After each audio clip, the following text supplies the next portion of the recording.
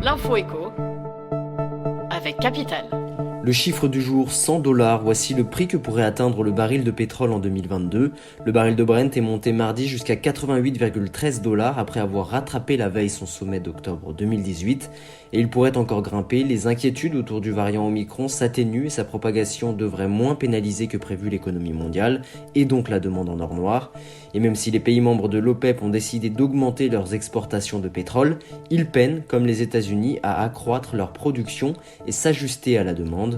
En tout état de cause, les prix à la pompe qui ont récemment atteint un niveau historique pourraient donc encore augmenter cette année. Le coup de gueule du jour est poussé par les citoyens qui ont pu découvrir dans un récent rapport parlementaire que l'État dépense près d'1 milliard d'euros par an auprès de cabinets de conseil privés, un chiffre qui augmente depuis 5 ans selon les députés. Parce qu'ils n'ont ni les ressources financières ni les compétences, les pouvoirs publics sous-traitent auprès de consultants extérieurs des missions que l'administration et les collectivités locales ne peuvent plus mener par elles-mêmes. Sans le cabinet de conseil américain McKinsey, le ministère de la Santé n'aurait pas pu par exemple mettre en place la campagne vaccinale contre le Covid, un fait qui en dit long sur la perte de compétences au sein de l'administration et qui pourrait rendre l'État complètement dépendant à terme de ces entreprises privées. L'info pratique Capital. Vendeur, avez-vous des difficultés à choisir le bon agent immobilier pour réussir votre transaction ? Pour vous aider, une plateforme inédite et gratuite pour les particuliers appelée Meilleur Mandat permet de comparer les offres des différents professionnels autour de chez vous, agences locales, grands réseaux ou mandataires indépendants. Chacun de ces professionnels décrit en détail ses services, le prix de sa commission, puis précise si le mandat signé sera simple ou exclusif.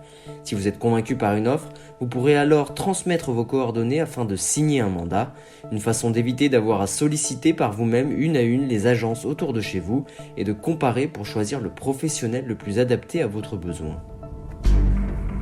Et on termine par cette information. Depuis plusieurs jours, l'entreprise de transport de fonds Loomis a vu plusieurs de ses salariés entamer une grève illimitée à travers la France. Objectif, réclamer des revalorisations salariales.